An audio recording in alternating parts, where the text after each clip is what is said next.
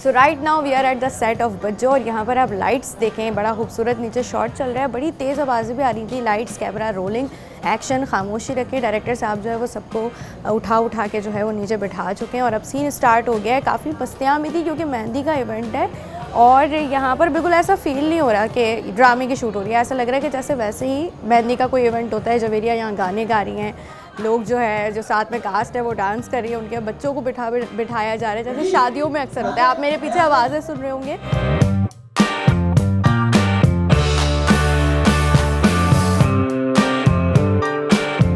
मेहंदी वाला माहौल है वो बना हुआ है। तो अभी आप काफ़ी डांस वांस भी कर रहे थे नीचे, क्या चल क्या रहा था पहले तो ऑडियंस को ये बताएं हमारी। आज माइयों हैं उसमें सब डांस कर रहे थे। मेरा कैरेक्टर क्योंकि इतना कलरफुल है तो इन चीज़ों में ज़रूर मेरी एंट्री होती है। हाँ, आपको डांस करते हुए भी देखा और बड़ा अच्छा आपने कॉस्ट्यूम, जो वार्डरोब है आपका वो भी काफ़ी ब्राइट है। जी, क्योंकि वो कैरेक्टर इतना कलरफुल है तो, और मज़हब है कि आपको पता है जब स्क्रीन होती है तो वो कलरफुल होती है तो उसमें डिफरेंट आपको वेरिएशन भी मिलने को मिलती है। तो मैं सबसे पूछ रही थी कि बज्जो की सबसे अच्छी बात इस ड्रामे के, इस स्क्रिप्ट की क्या लगी है, क्योंकि हर कैरेक्टर जो है उसकी आर्क काफ़ी डिफरेंट है, हर कैरेक्टर कुछ ना कुछ बता रहा है। एक्चुअली बज्जो जब मैंने साइन किया था और जब मैंने स्क्रिप्ट पढ़ा, जवेरिया ने बहुत अच्छा लिखा है। बहुत जो हमारे रेगुलर डेज में हम देखते हैं, जो हमारे घर के इर्द गिर्द आप देखते हैं माहौल, इर्द गिर्द ये कैरेक्टर नज़र आते हैं तो आप उससे रिलेट कर सकते हैं बहुत जो है वो। और हर तरह की चीज़ें इसमें, बिहारी भी है इसमें जो है वो, मैं थोड़ा सा इसमें थोड़ा सा फैमिलियन कैरेक्टर है लेकिन थोड़ा सा वो है जादू टोना अपने करता है और लोगों को बेवकूफ़ बना के पैसे लेता है। नहीं, मेरे काम पे बंदिश आ गई है, इतने मुझ पे कोई जादू टोने की है कि 2 महीने से कोई एक रिश्ता भी नहीं लगा है। अगली जुमेरात से पहले तुमने 10,000 जमा कराने हैं।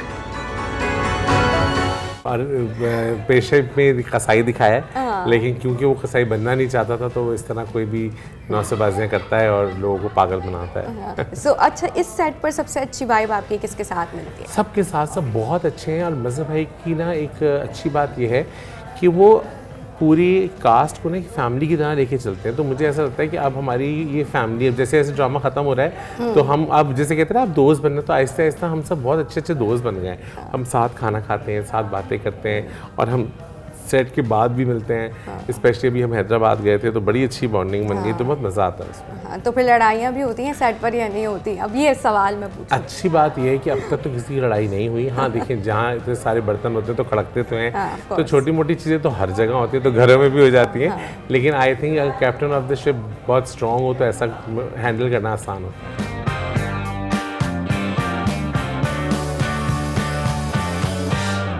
कैरेक्टर आप प्ले कर रही हैं, इस पर आपने खुद जो अपना इनपुट दिया है, ये हमें वही नज़र आ रहा है या ये बिल्कुल लिखा ही ऐसे ही है? नहीं, बिल्कुल भी ऐसा नहीं है। लिखा तो इतना शूट नहीं था लेकिन डायरेक्टर की लिखा तो ऑफ कोर्स बहुत अच्छा ही है। फिर हमारे डायरेक्टर मज़हर मोइन जो हैं उन्होंने मुझे ब्रीफ़ किया कि ये जो सबा कैरेक्टर है उसको हवा से भी लड़ती है वो। उसका अगर दिमाग ख़राब हो जाए तो, और ऐसे कैरेक्टर्स एग्जिस्ट करते हैं बेसिकली। तो मैंने रिसर्च की और अपनी तरफ से 100% देने की कोशिश की है।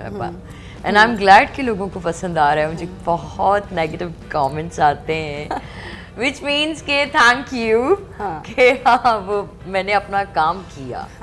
देखें अभी क्या टाइम हो रहा है, 2 बज रहे हैं रात के इस वक्त और हम बिल्कुल थके हुए नहीं लग रहे। हाँ बिल्कुल एग्जैक्टली रात के 2 बज रहे हैं। बिकॉज आई स्ट्रांगली बिलीव, जब आप मैं अपनी बात करूँगी कि मैं कभी गिन के खर्च नहीं करती तो मैं टाइम देख के काम भी नहीं करती।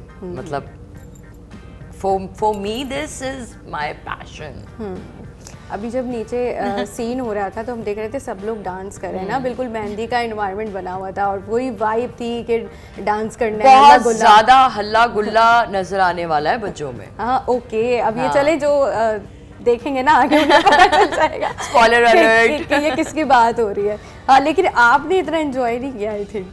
हाँ सबा ने नहीं किया, आयशा गुल ने किया है। हाँ। सबा ने नहीं किया बिल्कुल भी नहीं। अगेन सबा जो कैरेक्टर है उसको जो है उसका बस चले तो वह हवाओं से भी लड़े। अच्छा ये बताओ, वो बुशरा के लिए माइयों वगैरह की शॉपिंग करनी थी वो की? नहीं, वो अम्मा कह रही थी कि वो खुद कर लेंगी। व्हाट? वो कह रही थी कि वो खुद कर लेंगी। उन्होंने कहा और तुमने सुन लिया?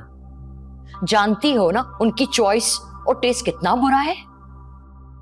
गॉड, अपनी मर्जी करनी है बस। तो गुस्सा आपको बिल्कुल नहीं आता यानी कि? नहीं, या आता भी है? गुस्सा no, I don't think so. गुस्सा अगर मुझे आता है तो आई डोंट शाउट और एनीथिंग, आई जस्ट मैं चुप हो जाती हूँ बस। Like I don't no.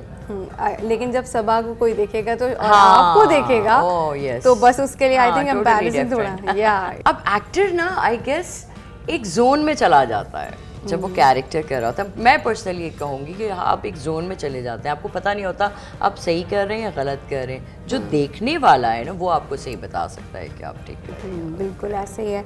तो अगर हम बज्जो के सेट की बात करें तो सबसे फनी इंसिडेंट आपका इस सेट पर क्या था, किसी भी कास्ट के साथ, कास्ट मेंबर के साथ? फनी इंसिडेंट रोजाना ही होते हैं कुछ ना कुछ। हमने कुछ कहना होता है, कुछ कह देते हैं। डायलॉग्स हम जब एक्ट कर रहे होते हैं कभी ये होता है हंसी का दौरा पड़ जाए तो बस। अच्छा, आपके साथ ऐसा होता है? बहुत होता है, बहुत होता है। तो लेकिन ये थोड़ा सा है क्योंकि एक सबा का जो कैरेक्टर है वो ज़रा स्ट्रिक्ट सी साउंड करती हैं और उसके बीच में जब ऐसी सिचुएशन होगी तो जो दूसरों का तो वो रिएक्शन एकदम स्विच करना जो है ना वो बहुत मुश्किल होता है। I am sure. ऐसा कोई वो मुझे याद नहीं है कि कोई स्पेशली कोई इंसिडेंट हो। याद नहीं आ रहा, रात के 2 बज रहे हैं। लेकिन ये है कि it's so much fun basically. और मैं तो बड़ी इंस्पायर्ड हूँ जुवेरिया जलील से कि वो उन्हें पता है एग्जैक्टली कि उनकी ऑडियंस क्या है।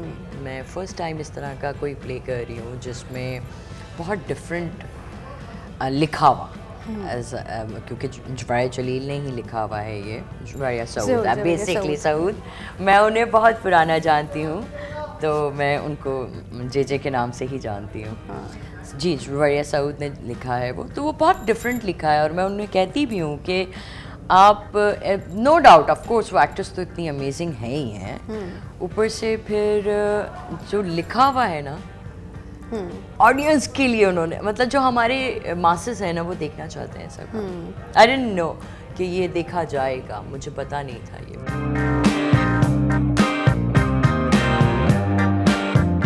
ज़ोहरे आमिर जो हैं चाय पीते पीते हमारे पास आ चुकी हैं।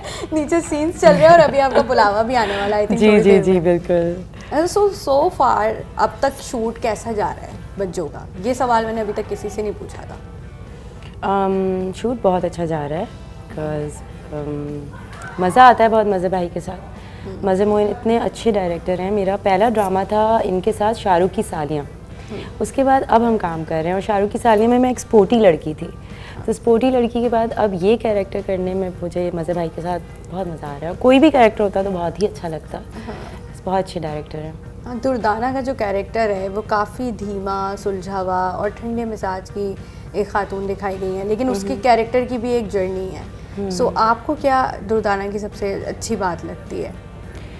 मुझे दुर्दाना में सबसे, जब मुझे मज़े भाई ने स्क्रिप्ट ऑफ़र की थी ना, तो उन्होंने मुझे बोला था कि ज़ोहरे की एक ऐसी लड़की है जो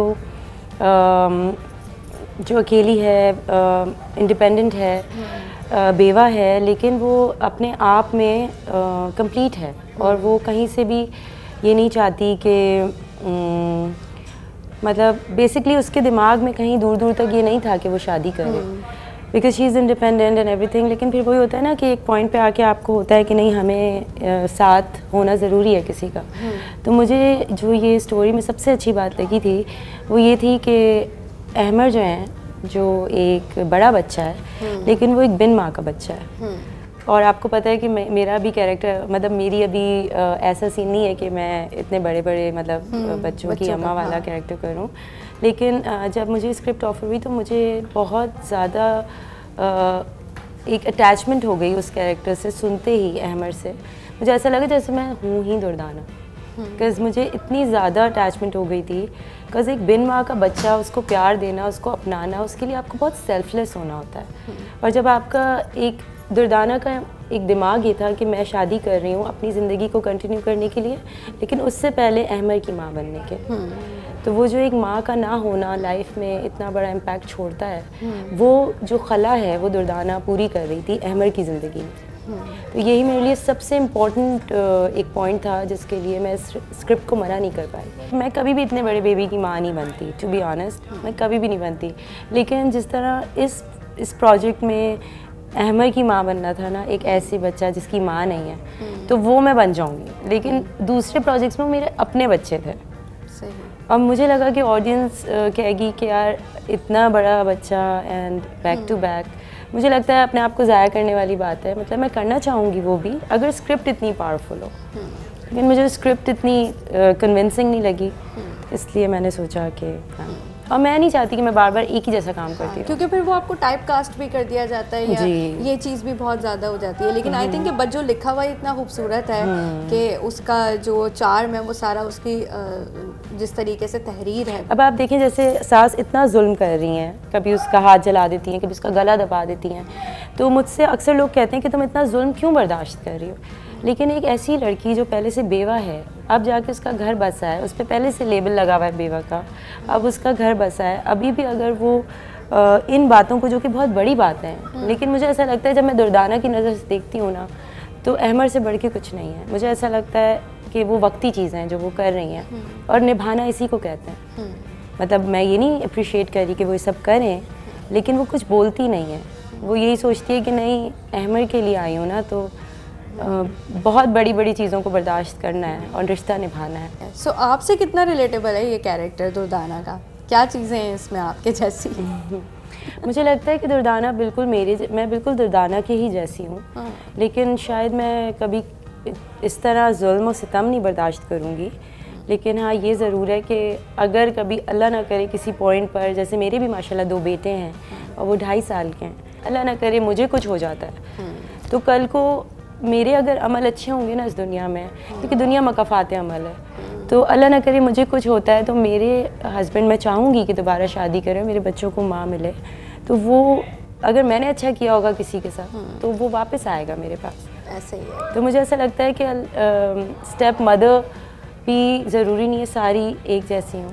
बहुत सी स्टेप मदर्स ऐसी भी मैंने लाइफ में देखी हैं जो सगी माँ से ज़्यादा प्यार देती हैं। ऐसे ही है। तो 5 उंगलियां बराबर नहीं होती। और मैंने जब अहमर को देखा ना, अहमर जो कैरेक्टर नेम है, वो बच्चा, उसका नाम हरमैन है, और वो एक्चुअली में इतना अच्छा बच्चा है कि जब मैंने उसे देखा ना, तो मुझे ऐसा लगा कि जैसे उसका मेरा इंस्टेंट कनेक्शन हो गया। तो ये चीज़ हमें बड़ी हेल्प की, बिकॉज वो और मैं CR बस करते थे और हमारे सीन्स होते थे, हम बहुत अच्छा करते थे, और उसकी मेरी दोस्ती भी बहुत अच्छी। अच्छा, तो चलिए, सेट पे आप लोग मस्तियाँ करते रहते जी होंगे जी फिर जी, तो। सेट पे तो हम लोग बहुत करते हैं, जब टाइम मिलता है तो सिर्फ हम लोग मस्तियाँ ही कर रहे होते हैं, बिकॉज फिर इतना हेक्टिक हो जाता है ना।